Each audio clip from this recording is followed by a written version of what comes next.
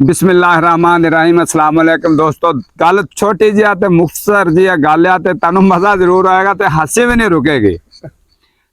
कोई बंदा किसी दी कंध टप्पिया चोरी कर रहा, अगे वेड़े च माई सुती सी, माई वेख के देखो दम डर गई।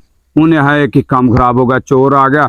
ओ माई ने आ दिता वे पुत पुत किसी नू कुछ ना कही, सानू कुछ ना कही, जो कुछ हैगा हाँ तेनू दे देने आ। ओ फलानी अलमारी दे विच 9 दियां टूमां पईयां ही, उत्थे दराज दे विच पैसे पे, पुत सारा कुछ ले ला। ते पुत एक गल आ छोटी जी तेरे को पुछनी आ, सुनिया चोर बड़े सियाणे हुंदे आ।